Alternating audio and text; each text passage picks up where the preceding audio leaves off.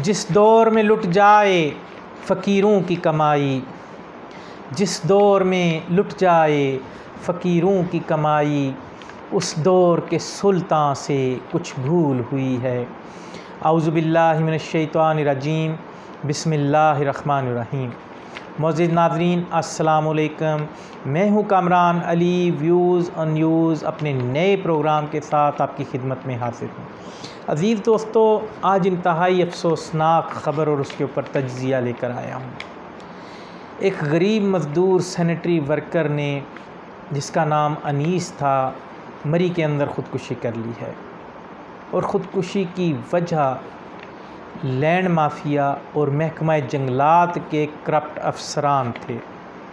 अज़ीज़ दोस्तों, मरी के अंदर मुख्तलिफ़ जगहों पे महकमा जंगलात के करप्ट अफसरान और लैंड माफिया की मिली भगत से लोगों को जो है ज़मीनें बेची जा रही हैं, जाली रजिस्ट्रियाँ की जा रही हैं, जाली इंतकाल किए जा रहे हैं, जिसमें महकमा जंगलात के अफसरान रिश्वत लेते हैं और लैंड माफिया वो ज़मीनें बेचती है।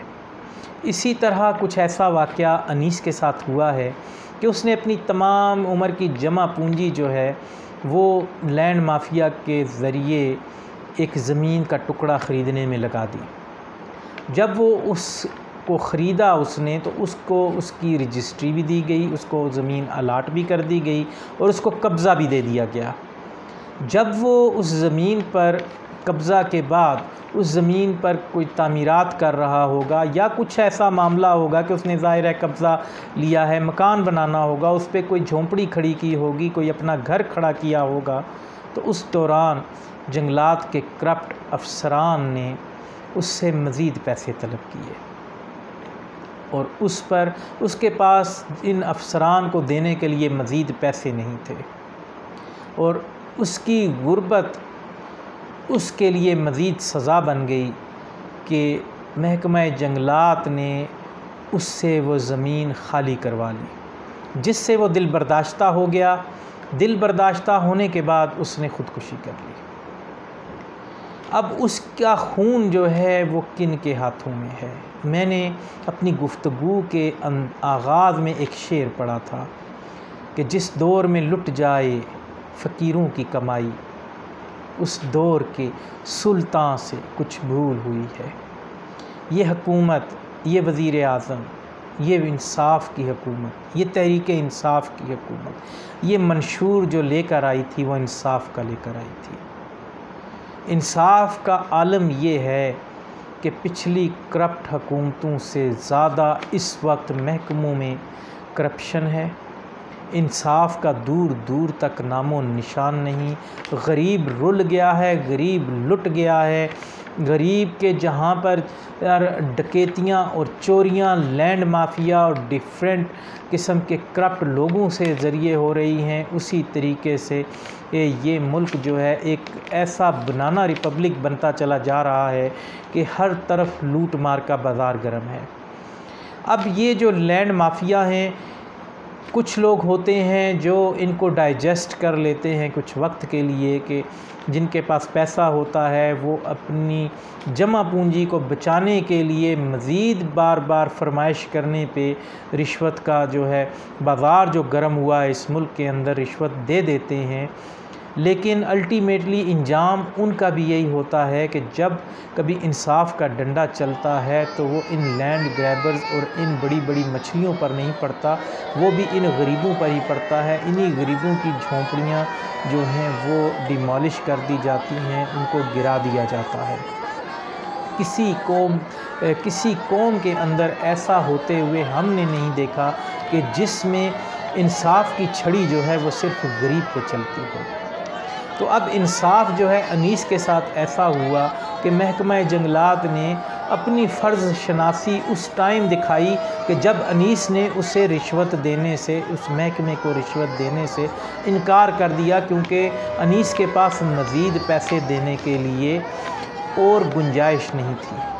अज़ीज़ दोस्तों, जो अनीस के साथ एग्रीमेंट्स हुए हैं, जो स्टाम्प पेपर हुए हैं, जो रजिस्ट्रियाँ हुई हैं, उनकी कापी पीछे जो है, उनके स्केचेस जो हैं, उनकी तस्वीर पीछे मेरे वीडियो के साथ चल भी रही हैं और अनीस की तस्वीर भी चल रही है।